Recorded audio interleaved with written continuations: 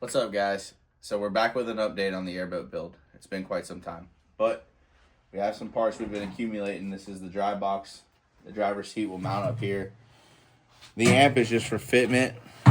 Wanted to see what it would fit like. I'm not going to use this amp itself because it's not a marine grade amp and there's going to be a lot of moisture inside of the box. But at any rate, it's just going to stay there for now. So that's good. Also, there's no weather stripping around it just yet because the box still has to get painted. But shuts pretty good. And so yeah, you just give it a little poke. So that's sweet. And then over here we got some more stuff. So we got the oil cooler. It should be pretty hefty. We'll see how it does. Hopefully we can keep our oil temps down with this thing. And then we also got a battery box. It is polished. It's just really dirty, covered in dog hair. Thanks to that guy. He said, I swear I didn't do anything. But yeah, this is sweet. So excited about all this stuff, if you can't tell. We also have the oil sump, all my bung holes, and the filler neck right here. Nice and fancy. All quality work here. My buddy Chris, he does good stuff over here in Florida. Over here, we also have motor mounts. We have a light bar. I know a lot of guys are torn about the light bars. Oh, they're too bright. I personally don't like them when people are riding behind me because they blind me and I can't see ahead of me. So obviously I'm not going to do that and be that guy. But when I'm riding by myself and it's just a nice little night cruise, I don't feel like getting under the deck and getting the headlamp out and hooking it up and the whole 9 yards. You just flick this thing on, you start cruising, you're back at camp before midnight and having a good night. So that's that. We also, like I said, have the motor mounts here. These are two separate mounts. I just put the bolt in them so I don't lose them. But these are going to be in the front of the motor.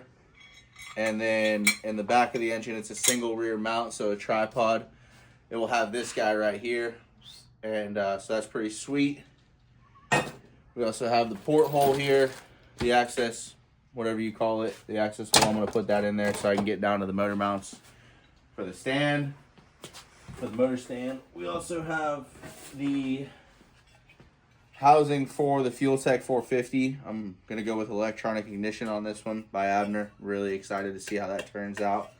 The motor's over there now, so we'll see how long that takes to get it back. And then we also got some other stuff that you'll see. We'll update you in this video on about what needs to get done to the boat before we can be back on the water. But she's coming along pretty good. That pretty much sums it up here. We can go walk on back to the barn and check the boat out. So we'll see you there. Well, we're walking back to the barn out here at my dad's house. And it don't get much better as far as the Florida weather goes. It's like, what do you think? It's probably like 30 or 40 degrees out here and dropping. But sun setting, clear blue skies all day long. We got the 98. That's another project coming up in future videos. The old step side sister. She got a good running motor, transmission, whole 9 yards, full wheel drive. So you'll see that upcoming project. For now, it's just a mud toy. We play around with it every now and again, take Sunday cruises, whatever. But always wanted one of these things right here as a kid, and I finally got the opportunity to do so. So yeah, look forward to that. And then here's the boat. So we're here at the boat.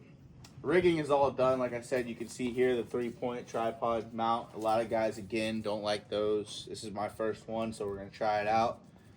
I know I like that there's a lot of adjustability in this back mount, so I can go up and down with the motor pitch if need be.